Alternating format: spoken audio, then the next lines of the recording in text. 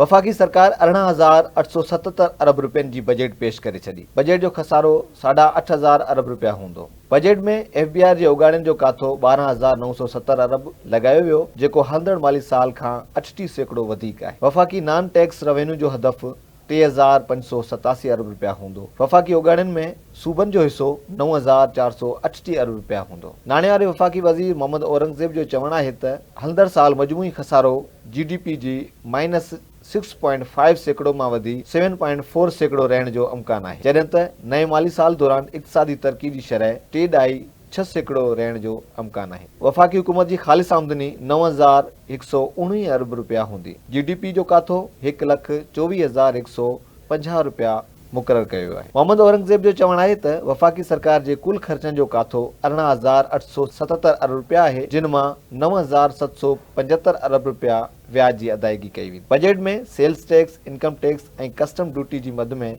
Tax छूट ख़तमु करे नॉन फाइलर्स, रिटेलर ऐं होलसेलर्स ते एडवांस विद होल्डिंग टैक्स लॻाइण जो ऐलान कयो वियो आहे। नए माली साल जी बजट में फाइलर्स लाइ शरह 15% ऐं नॉन फाइलर्स लाइ 45% टैक्स लागू करण जी तजवीज़ ॾिनी वई। नाणे वारे वफ़ाक़ी वज़ीर मूजिबि नए माली साल दौरान महांगाई जी शरह 12% रहण जो इम्कान आहे। पेट्रोल ऐं डीज़ल जे फ़ी लीटर ते लेवी ड्यूटी 60 मां 80 रुपया करणु, कपिड़े ऐं चमड़े जे शयुनि ऐं मोबाइल फ़ोन ते 18% टैक्स लॻाइण सबबि शयूं महांगियूं थी सघनि थियूं, जॾहिं त सोलर पैनल्स ऐं लाॻापियल औज़ारनि जे इम्पोर्ट ते टैक्स में छूट ॾिनी वई आहे। हुकूमत पारां मुख़्तलिफ़ शयुनि लाइ सब्सिडी जी मद में 1,363 अरब रुपया रखिया विया आहिनि। बजट में पघारदार तबिके ते बि टैक्स में इज़ाफ़ो कयो वियो आहे। उन लिहाज़ खां 1 लख रुपया माहवार आमदनी वारे ते 5% टैक्स लागू थींदो, जॾहिं त 6 लख रुपया सालियानी आमदनी ताईं इनकम टैक्स में छूट बरक़रार रहंदी। हुकूमत पारां फाटा ऐं पाटा खे ॾिनल इनकम टैक्स छूट में वधीक 1 साल जी वाध जो बि फ़ैसिलो कयो वियो आहे।